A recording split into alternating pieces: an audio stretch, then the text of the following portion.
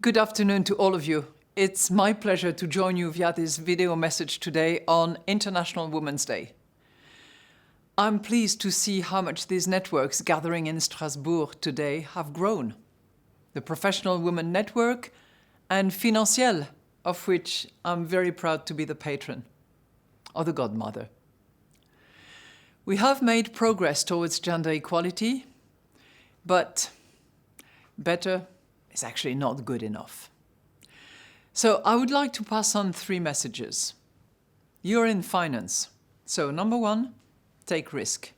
Number 2, don't short yourself. Number 3, be in for the long game. So let's start with my number 1. Take risk. We need women to take their rightful place in the jobs and occupations that will define the future. But gender inequality persists in way too many of these areas. Take the STEM sector, take artificial intelligence that are so critical for technology. Women account for less than a third of all STEM workers. And while the share of women studying STEM subjects is slowly increasing, few actually take up employment in the field and fewer still stay or rise to the top. We see similar trends in finance and economics, which in turn determines the priority to which money flows in our societies.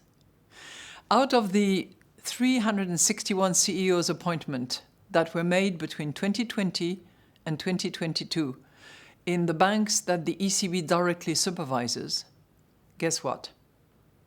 83% were men. And when I sit in European meetings at the Eurogroup, at the ECOFIN, there are only 4 female European finance ministers in attendance. And I will not mention my governing council.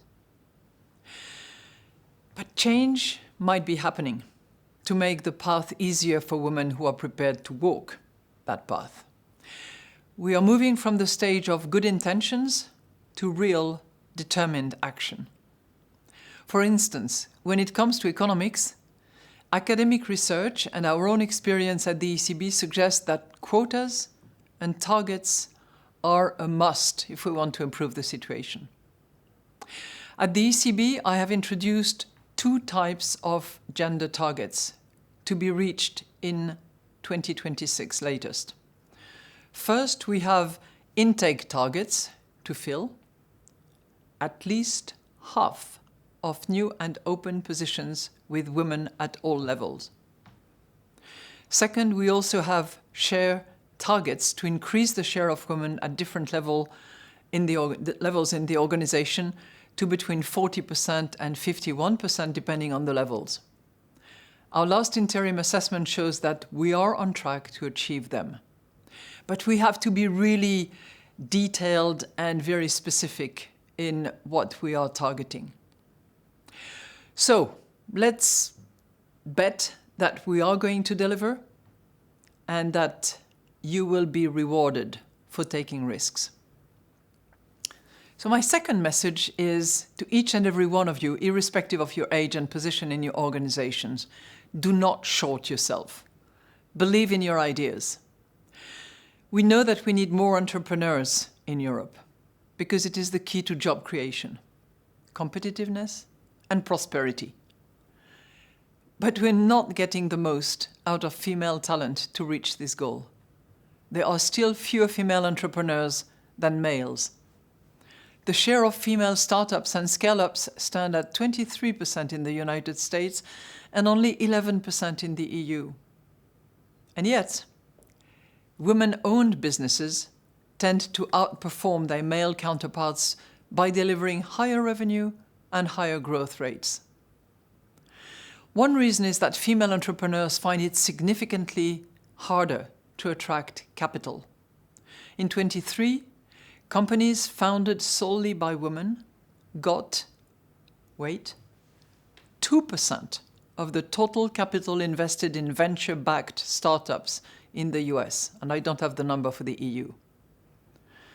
Confidence is a key ingredient that is often missing. An OECD report found that about half of women reported that fear of failure was a barrier to business creation. Women were only 80% as likely as men to report having the skills needed to start a business. So I say to all of you, whether you are bosses, whether you are start-uppers, whether you are in large organizations and moving up, if you think you are overconfident, you're probably getting it just about right. So I encourage you to not short yourself. Think big. Take risks. I have done that in my life as well, and I've had no regret, even though sometimes risks were real. So let's move to my third one, which is you're in for the long game. You're in for the long game means that you have to account for years to come. And you should not be afraid to talk about money, because the pay gap between men and women is real. We know that, it's measured, and it accumulates over the course of years because of the working life pattern that we have, because of part-time work, because of maternity leave.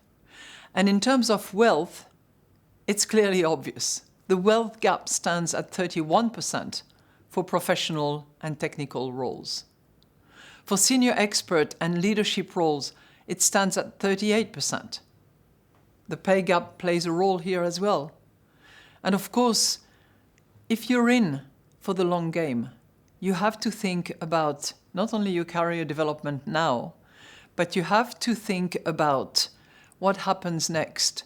What happens in terms of pension? What happens in terms of care? And as a result, women have a thinner safety net beneath them and are at higher risk of poverty throughout their life. I might be making too much of a point, but think about it. Part-time accumulation, maternity leave, caring for the elderly, and women end up with smaller pensions and more burden on their shoulders. Think about that when you manage your own wealth, when you manage your own benefits, and when you talk with your husband or your partner, when you decide who is going to share the load of work at home, now and in the future. So this calls for greater flexibility by employers to accommodate the different reality women often face when juggling care and professional duties.